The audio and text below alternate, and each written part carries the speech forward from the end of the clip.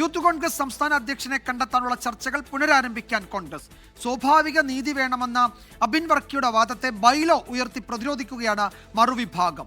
കേരളത്തിൽ നിന്ന് ഒറ്റപ്പേര് എന്ന സമവായത്തിലെത്തിയ ശേഷം അറിയിച്ചാൽ മതി എന്നാണ് ഹൈക്കമാൻഡിന്റെ നിർദ്ദേശം.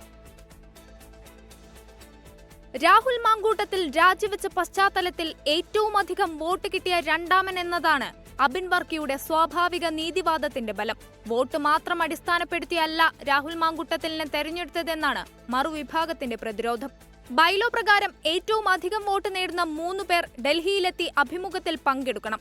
രാഹുൽ മാങ്കൂട്ടത്തിൽ, അബിൻ വർക്കി, അരിത ബാബു എന്നിവരാണ് അഭിമുഖത്തിൽ പങ്കെടുത്തത്. സ്വാഭാവിക നീതിയാണ് അടിസ്ഥാനമെങ്കിൽ അബിൻ വർക്കി, അരിത ബാബു എന്നിവർക്കൊപ്പം പുതിയ സാഹചര്യത്തിൽ OJ ജനീഷിനെയും അഭിമുഖത്തിന് വിളിക്കണമെന്നാണ് വാദം.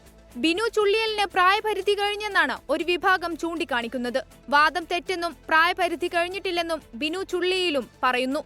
1987 മെയ് 10 ശേഷം ജനിച്ചവർക്ക് മാത്രമേ കമ്മിറ്റിയിൽ ഉൾപ്പെടാൻ കഴിയൂ എന്നാണ് ബൈലോ. അതിനിടെ KM അഭിജിത്തിനായും ഒരു വിഭാഗം സമ്മർദ്ദം ശക്തമാക്കി. തർക്കങ്ങൾ അവസാനിപ്പിച്ച ശേഷം മാത്രം അധ്യക്ഷ പ്രഖ്യാപനമെന്നാണ് ഹൈക്കമാൻഡ് നിലപാട്. കേരളത്തിൽ ഒറ്റപ്പേരെന്ന സമവായത്തിലെത്തിയ ശേഷം പ്രഖ്യാപനമെന്നാണ് നിലപാട്. 24 തിരുവനന്തപുരം.